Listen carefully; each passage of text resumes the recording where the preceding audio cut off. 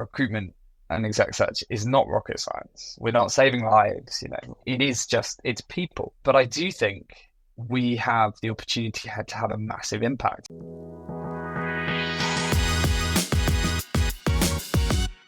Welcome back to 40-Minute Mentor, your pocket-sized career mentor on a mission to raise aspirations and inspire the next generation of category-defining founders. In today's episode, I have the slightly daunting task of being on the other side of the microphone. I was recently interviewed by Nick Mayhew, founder and MD of Alembic Strategy, for one of their podcasts, which is called Strategy Café. If you haven't heard of Alembic before, they're a team of facilitators and coaches working at board level with family businesses, founder-led companies, private equity, and with developing leaders in both the UK and internationally. So I really hope that you'll enjoy hearing a bit more about the JBM story and some of the things that have helped us get to where we are today. So please sit back, relax, and enjoy this episode of 40-Minute Mentor, which is brought to you by Alembic Strategy.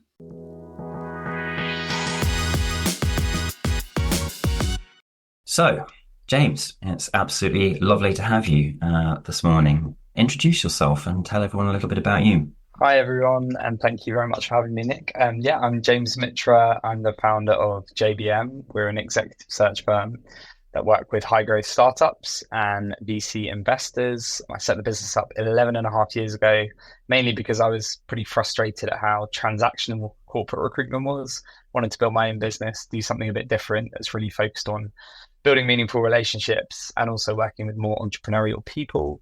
So we've grown completely through word of mouth over the last decade or so.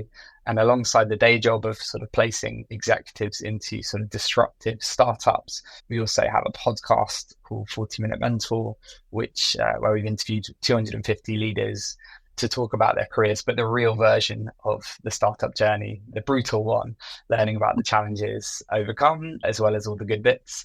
And we just hit 1 million downloads for that. So we're really thrilled at how that's sort of been taken by our network. And for me personally, it's been amazing. As somebody that started a business at 25, it's been a sort of hack to learning from some of the best leaders around by spending an hour talking to them about how they got to where they are. So that's a bit about me outside of the day job.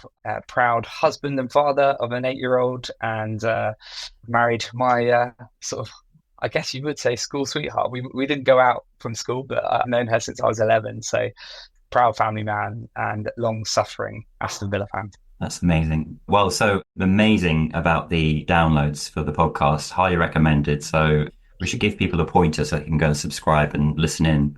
And it's lovely to be able to reciprocate. And I completely agree with you about the amazing facility of being able to hack lessons by talking to fabulous leaders. It's just so cool. And that's why you're here. So nice to reciprocate. So one of the reasons I really love to interview founders is it's really hard to found a business, isn't it, James?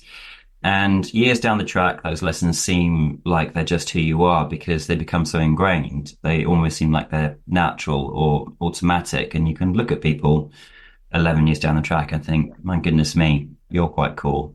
But there's always a story behind those critical leadership lessons.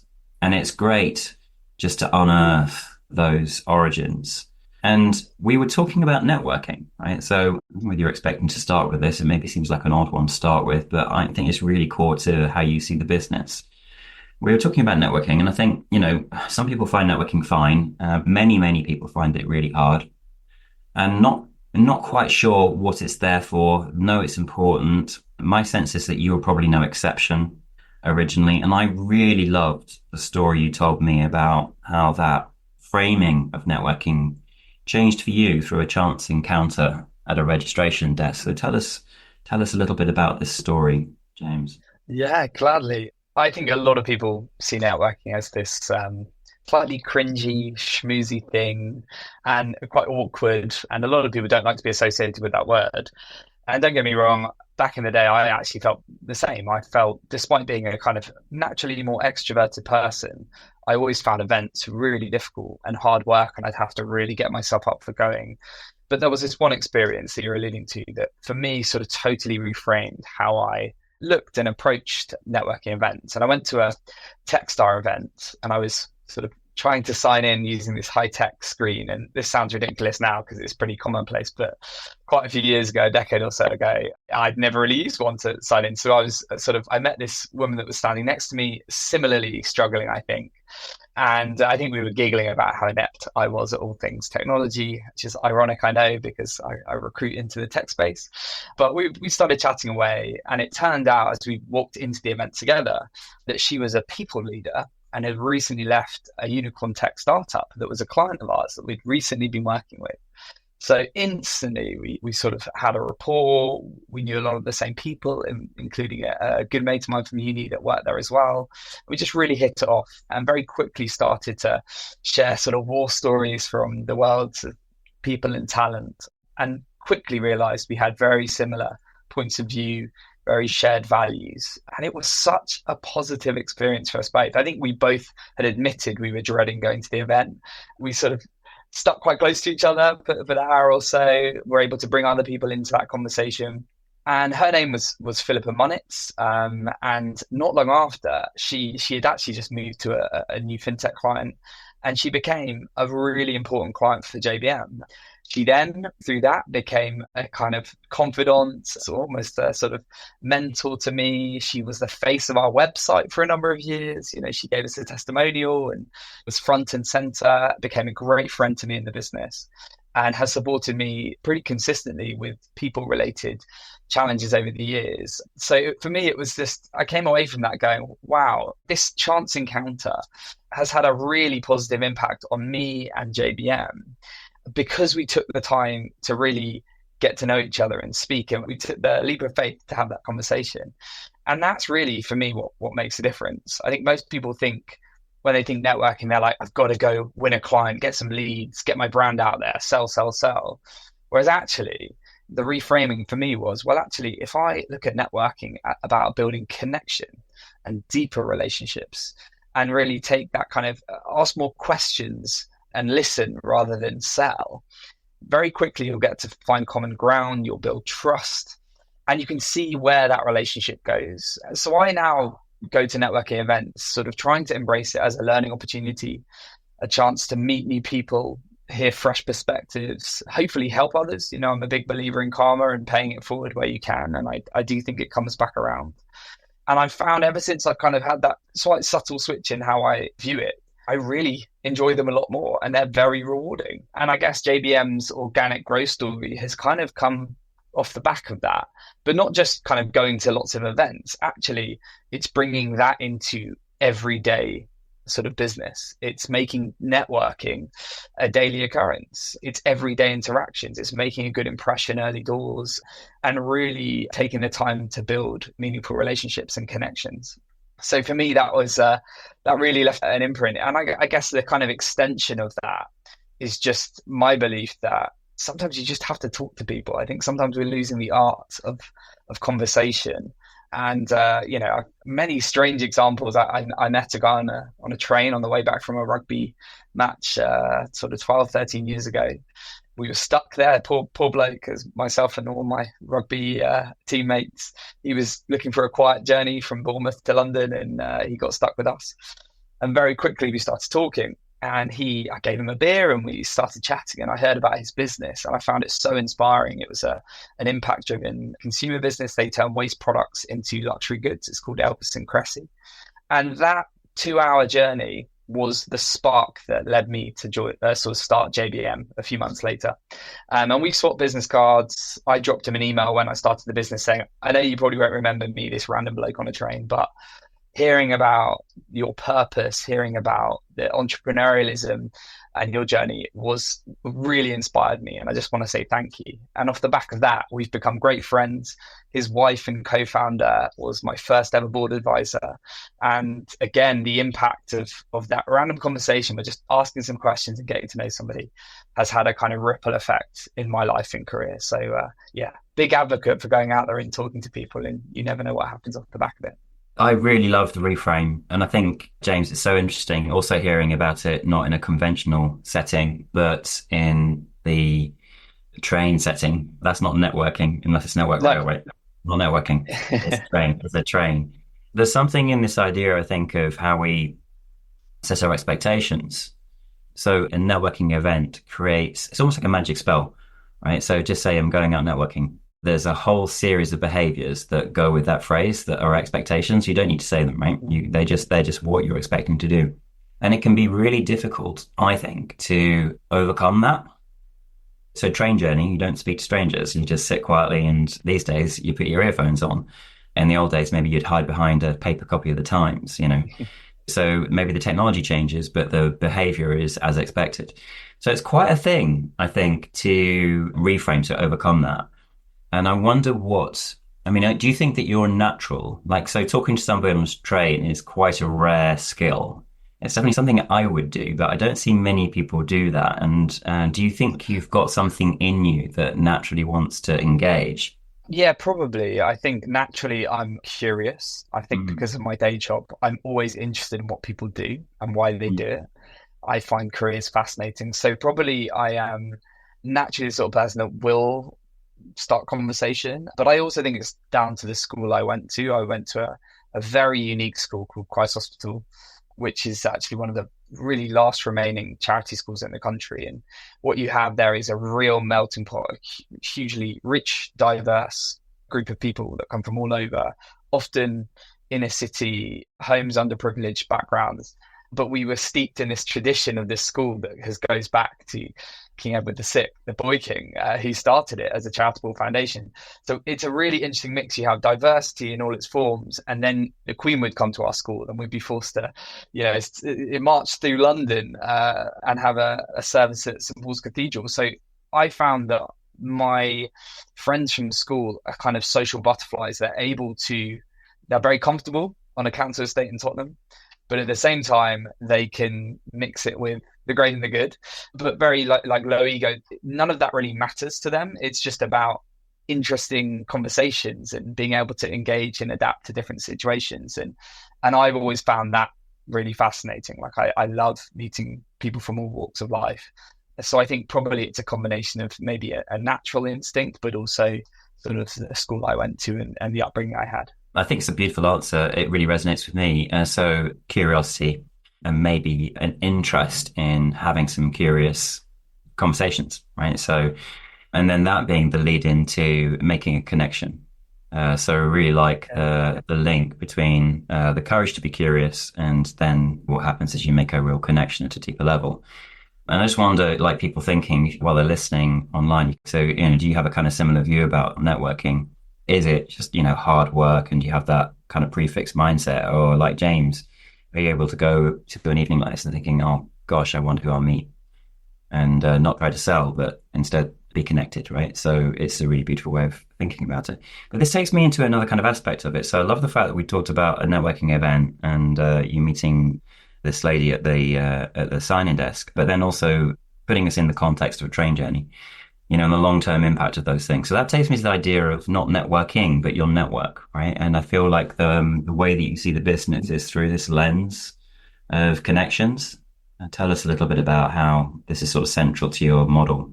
Yeah, I mean, I definitely believe in that saying, your network is your net worth. For us, first impressions are very important.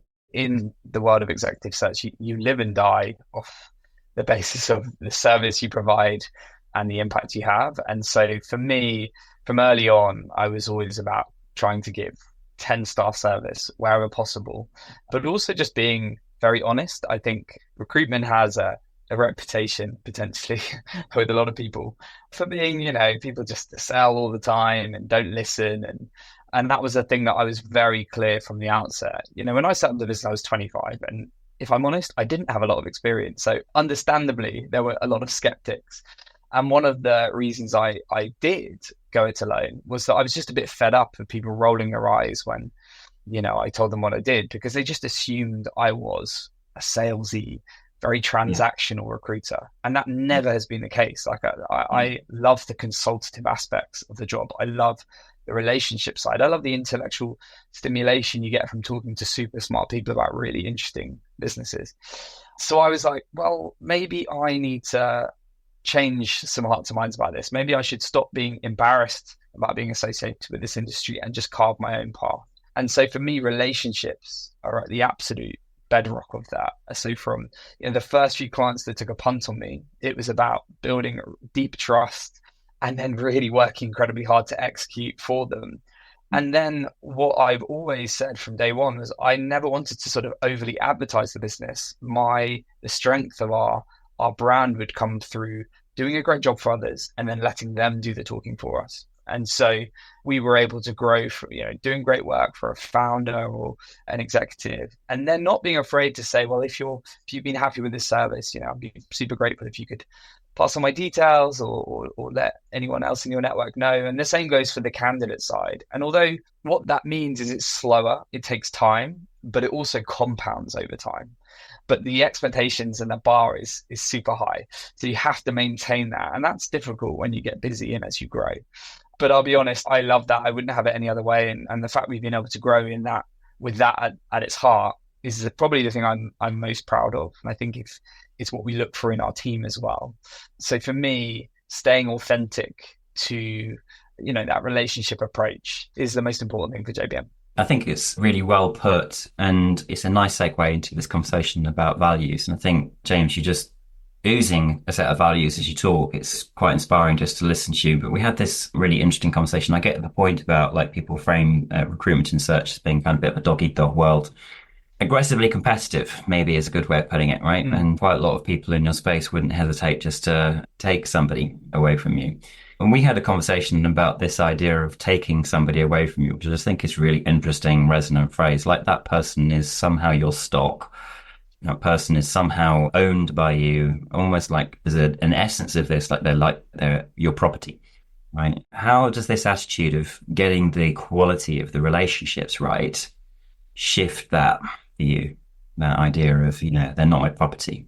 Yeah, so maybe it helps just to go back to the kind of recruitment world that I grew up in. I was on the graduate scheme of a big corporate, and there it was just the norm across the industry that you didn't speak to your competition because there was this sense of they would steal your clients. And it was the same in terms of talent.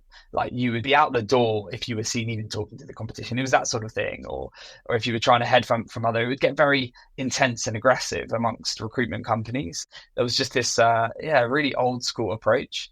And sadly, when I set up JBM, I worried a bit about that. I thought, I can't talk publicly about the work that I'm doing or show case studies because I know what recruiters are like. They'll come and steal my clients. Funnily enough, a competitor lifted nearly all of the language from one of our early websites. And our early website was really quite rubbish, to be honest with you. So I was seeing all these little things and I was thinking, oh, God, goodness, this is awful. I just have to keep everything within. And then a really important thing happened. A friend of mine from my village, I asked her, we always do a yearly offsite. And our team was very small at the time, just 3 of us. And we went to the pub. And I asked her, she ran an agency, and I asked her to come run a brand focus session with our small team. And I asked her to be really brutally honest about how she perceived our brand, just from the website and the kind of few bits of marketing material that we had. And it was a real eye opener because she said, you're a people business. You're one of the most people I know, but your website is so corporate. It's just skyscrapers. There's no people on it. I know you're incredibly entrepreneurial and relationship focused, but there's nothing that shows us this. You just have lots of words that tell me what you're all about and what you do, but you're not showing me. And it was like a light bulb went off in my head off the back of that conversation. And we completely pivoted the business. We revamped our website. We put our clients, and I mentioned Philippa earlier, we put our clients front and center. We did away with all the corporate language and the imagery. We made it more informal and engaging, just like the business we actually were. And it made a really big impact. And it was in that moment, I stopped worrying about competition. I was like, do you know what? We're going to be unapologetically JBM. We'll lean into our creativity. We launched the podcast then. We started to shout loud and proud about the work we do. And it was incredibly freeing. It made me chuckle when I tried to headhunt somebody for our team from a competitor, which is what we do for a living. So it shouldn't come as a massive surprise. And this competitor CEO messaged me, basically warning me to back off. And he said, if you come after my family, I'll come after yours, which I found quite hilarious at the time. Initially I was a bit taken aback. And then I thought, well, actually, you're wasting so much emotional energy here. If you do a good job on your searches, your clients will stay with you. If you develop your team, incentivize them well, trust them, make it a great culture to come to, they won't leave. So I guess it's a kind of reframing, like my team are not my possessions. They are colleagues, they are people I love working with, and it's down to me to create an environment that they want to be in. And as soon as I don't do that, just as soon as I drop the ball with my clients, then I can have no complaints if they move on. So I think it's kind of a funny thing how our industry has evolved. And now, I have many friends that are peers that run competitive businesses. I think it's changing, and I think we can learn a lot from each other. And I think this kind of territorial, possessive nature is becoming less commonplace, but it still exists, I'm sure, in a few companies. I think that's so interesting to listen to you talk about that. So there's a bit coming through for me, James, about this conversation in the pub about confidence. And there's something about that, right? I think there's something about confidence. So for me, it feels not very confident to send you a text saying back off. That's not confident, right? That's quite threatened. Yeah. And confidence is a really lovely emotion. It's quite contagious. And so does that make sense to you? Do you think that because you have this sort of confident approach, that I think what you're saying is I will rely on who we are to be the glue? Yeah, I am a confident person, but I'm not. I have huge amounts of imposter syndrome, and I have many qualities that mean that I worry. Yeah, I get that from my mum. She's a warrior, so I don't want to paint the picture that I just everything's good and I can handle all things that come my way. When mistakes happen, which they do, I sometimes catastrophize about those things. But I do think what I am, and I have become much better at, is real. I have real conviction in the business that we built. I have real belief in the values that we adhere to. And for me, authenticity is everything in entrepreneurship, in business. And that's one thing that I am completely confident about. And I have sort of, so when people attack you or come for you or try to disrupt you, that's the thing that I can hold on to. And I find that as a business, that keeps us really united, because we all have a very shared vision that we are trying to disrupt this industry that is known for being incredibly transactional and dog eat dog, and we're just not like that. And that is kind of a warming feeling. I love it. And it kind of shifts the framing of the business from let's collect our assets and then sell them to people that need them, to one which is thinking about, right, as we said from the start, this idea that there's a really important network of people out there who should meet who. It's all about that, right? Yeah, connecting. I mean, for me, there is no greater pleasure and privilege to connect exceptional talent to incredible companies. We're very lucky. We work with high growth, disruptive startups that are, wherever possible, mission driven. So for me, I don't ever see it as I have to sell to candidates to sell them the dream and get them into these jobs I don't really care about. It's absolutely the opposite. I feel very invested in our clients, very passionate about the products and services, and really, if we're doing our job right, we should be a partner to them, an extension of their business. So I think one of the feedbacks we often get is how we can bring opportunities to life in a way that maybe others can't, because we really do take the time to be that partner, to really get under the bonnet of businesses, to really understand their values and their culture, and then make sure we're assessing that rigorously enough. But also, we talk with great passion and purpose when it comes to our clients. And I think that's hopefully infectious and often can maybe lure in people that maybe are passively looking or not necessarily, maybe on first glance, weren't as interested. So for me, that's a great place to be. We're very lucky to do what we do. I mean, so it comes across really strongly, and it's certainly every encounter, like from our very first encounter, everything that you say resonates completely with me. The way that we had our first conversation and how you kind of thought about and responded to me, deeply authentic, in line with what you're saying here. I'm just curious, as a leader of a founder-led startup business and getting to the point where you are now, how explicit you are about the sense of purpose that's coming across quite clearly, and about the values.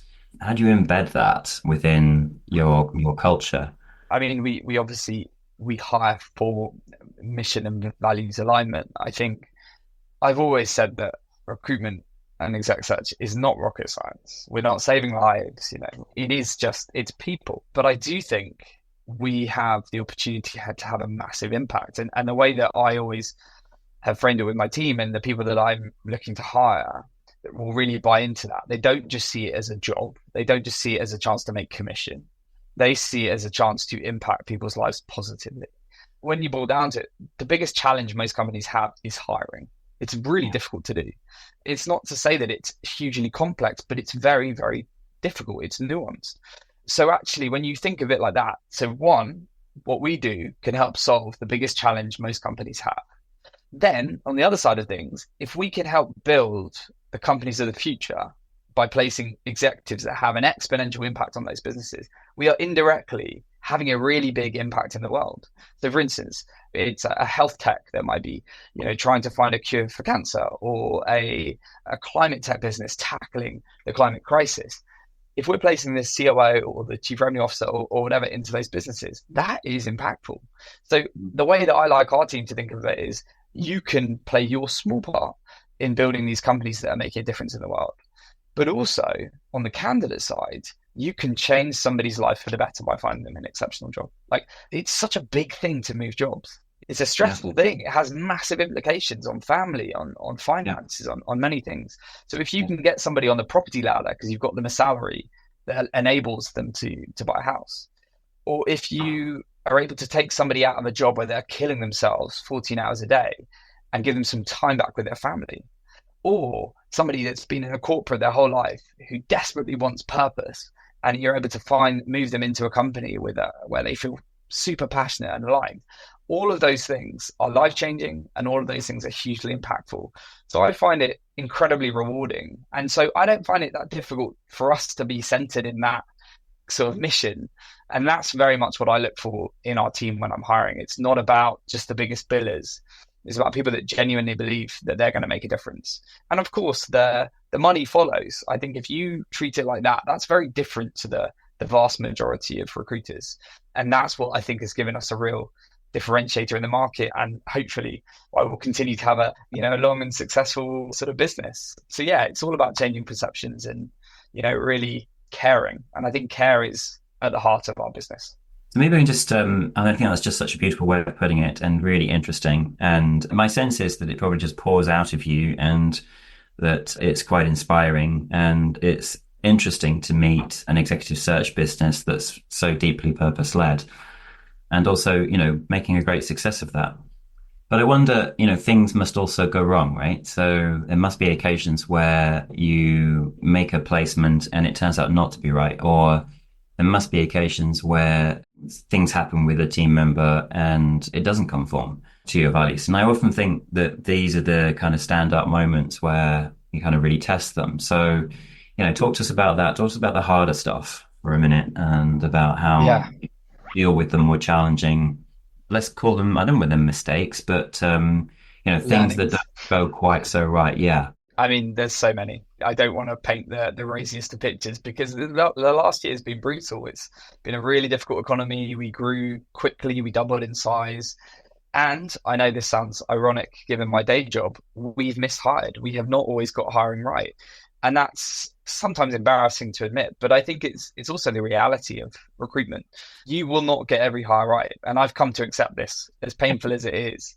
Sometimes you get it wrong. And sometimes in our case, it's never really been about bad eggs or anything. Everyone we've hired has always been, really aligned to the mission, but they've not always been perfect for this. We're a very entrepreneurial startup business that needs really self-sufficient, very sort of proactive individuals, and not everybody is right for that. So there are times where we've hired people who bring that kind of incredible gravitas and experience from top search firms that just struggle to adapt to our ways of working.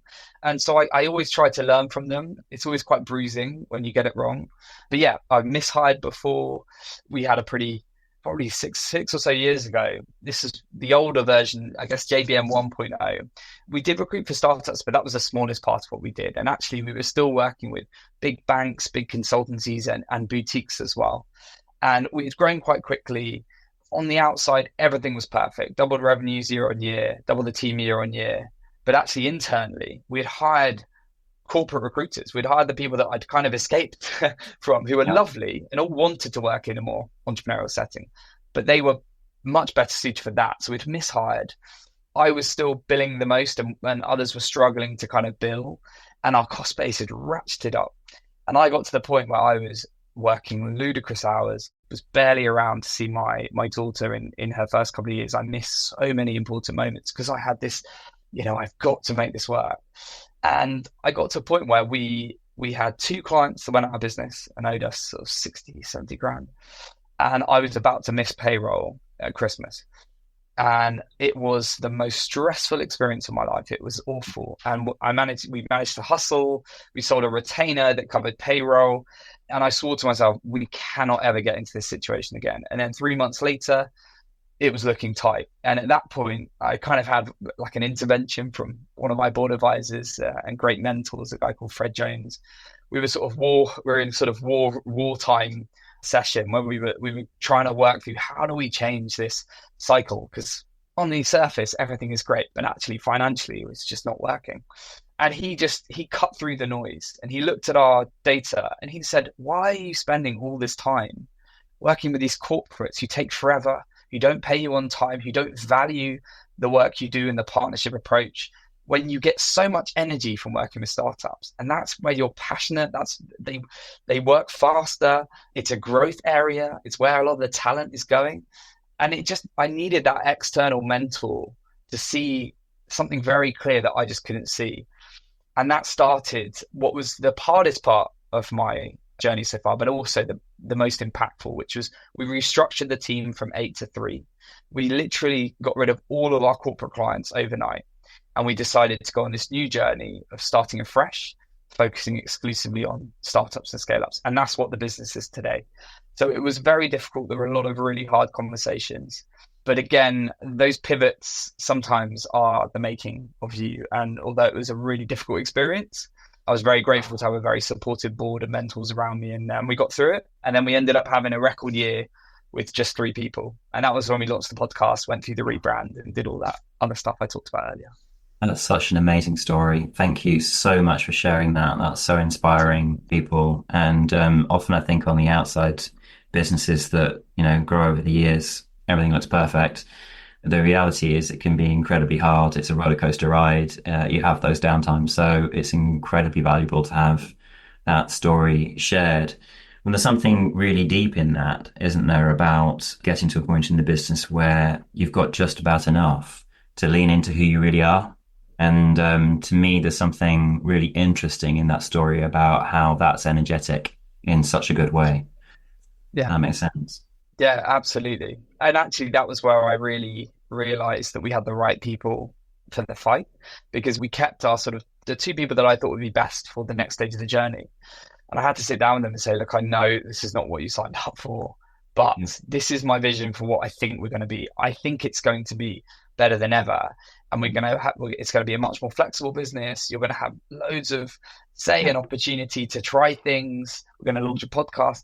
And their response was, don't worry, like, we're pumped to be a part of this. We're excited to go again. And it's those sorts of moments when you really do lean on your colleagues. It could easily have been a case that they'd have just left and I'd have been right back to where I started. That time was probably the most fun I've had, because we were just trying stuff and it just felt like us against the world. And, that's very unifying. Yeah. And it digs really deep into purpose. And so it's a great kind of place to come to a conclusion, to talk about the so what of purpose. It's kind of shone through everything from the opening part of the conversation about random networking encounters on trains and how powerful they've been, to this talking about, your journey of discovery of who the business should really be. The so what of purpose is that it's energizing and motivating, right? I think that's the thing.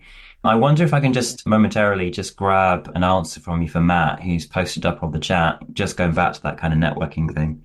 So most people have days where they're not in the mood to go out and meet other people, but still need to, right? So that's nice framing. How do you get the most from relationship building when you're feeling that way? Yeah, we've all been there.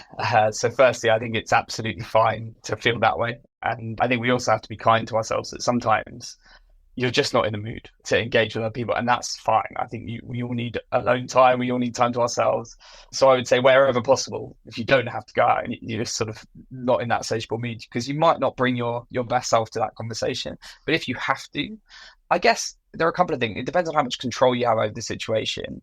Where possible, I actually prefer intimate settings. So if I'm going to a big event, I find that quite overwhelming, I'll be honest. It probably doesn't seem that way, but I really do. And I tend to skirt around the edges. But what I try to do is create little pockets to have sort of smaller conversations just off the side. I don't throw myself in trying to talk to everybody. I try to be kind to myself to say, look, actually, just one meaningful conversation will be beneficial.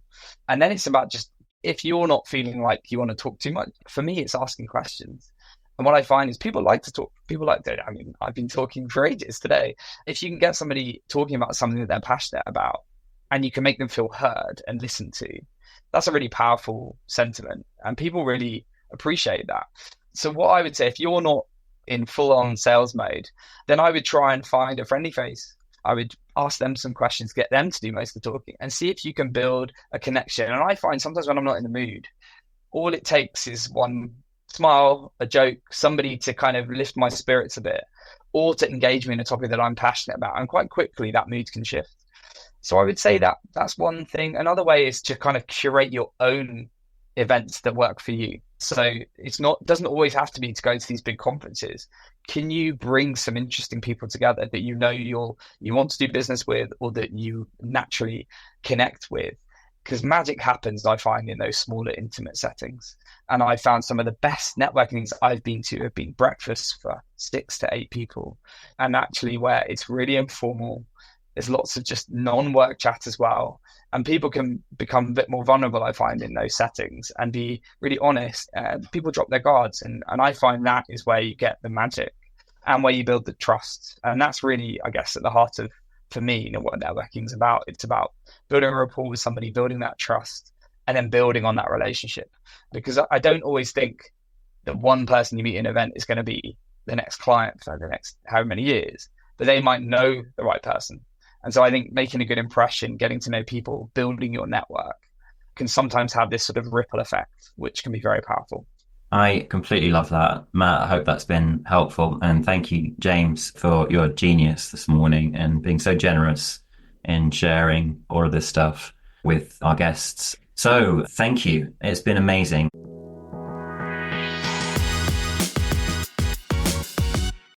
Thank you so much for tuning into today's episode. I really hope that you found it useful and inspiring.